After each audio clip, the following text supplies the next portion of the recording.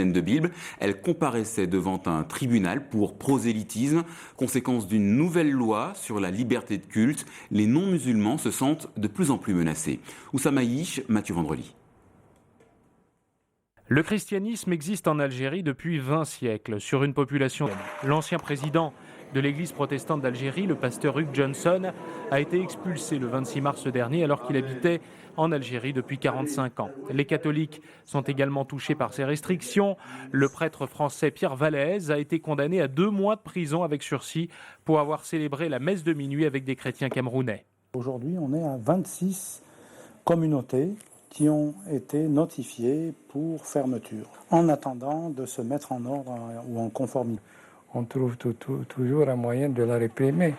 Ainsi, plus de 2500 personnalités, intellectuels, militants, avocats, journalistes, syndicalistes et politiques ont exprimé leur solidarité avec la communauté chrétienne d'Algérie. De son côté, le synode national de l'Église réformée de France, réuni à Toulouse la semaine dernière, avait dénoncé lui aussi les restrictions de cette loi. Une loi contraire à la liberté de conscience et d'opinion, pourtant garantie par la Constitution algérienne.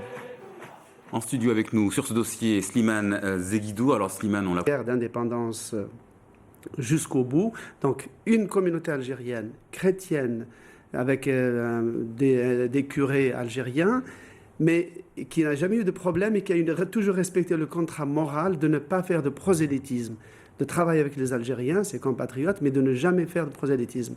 Ce qui se passe, c'est qu'il y a une deuxième chrétienté, depuis quelques années, des sectes évangéliques actives en Algérie, distribuent des Bibles, des bandes dessinées, des DVD très sévères contre les évangéliques, alors que la presse francophone les soutient. Et l'Algérie est vraiment un des rares pays musulmans où des intellectuels, comme on le rappelait dans le reportage, soutiennent en tout cas la liberté de conscience qui est considérée à juste titre comme un des droits quand même essentiels de l'homme, celui de pratiquer sa religion, de la quitter ou d'embrasser une autre. Alors très rapidement, d'un mot, est-ce qu'on peut dire que cette affaire tombe à pic pour le gouvernement ? Certains déjà le disent en Algérie parce que ce qu'on